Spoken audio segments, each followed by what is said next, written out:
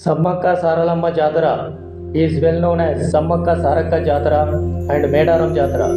This is a festival to honor the Hindu tribal goddesses celebrated in the state of Telangana in India. The Jatara is known for witnessing one of the largest people gatherings in the world. People oblate Bellam, that is called Jagri, popularly called as Bangaram. The Jatara begins at Medaram in Tadbai Mandal in Mulugu district. The rituals related to the goddesses are entirely conducted by the Koya tribe priest in accordance with the Koya customs and traditions. Until 1955, about 2000 people used to visit Medaram, of which the majority 1500 belonging to the Koya tribe.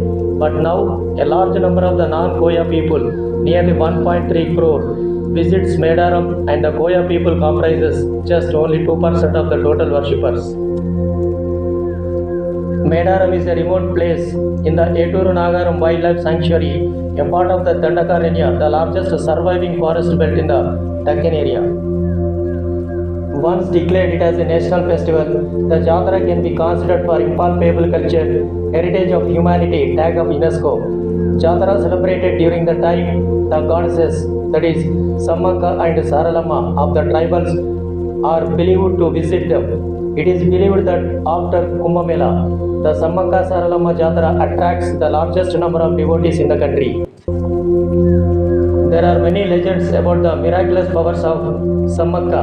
According to a 13th century tribal legend, some tribal leaders on a hunt found a new born girl, Sammaka, enveloped in the light playing amidst tigers. They took her to the tribal chief who adopted and raised her as a leader. She later became the savior of the tribals of the region. She was married to Pagiditha Raju, the tribal chief of the Koyas. Medaram was ruled by the Kakatiyas, who ruled the region with its headquarters in Warangal city between 1000 AD and 1323 AD. Sammaka had two daughters and one son, that is Saraka alias Saralamma, Nagalamma and son Jampanna. King Prataparudra of the Kakatiyas imposed unbearable taxes on the Koya tribes, which they could not pay. As a result, the King Prataparudra declared war on the Koya tribes. Pagiditha Raju was killed in the ensuing battle, forcing the grief-stricken Sammaka to pick up the fight with her daughter Saralamma and her son Jampanna and her son-in-law Govindaraju. Sammaka had almost won when Saralamma died in the battle.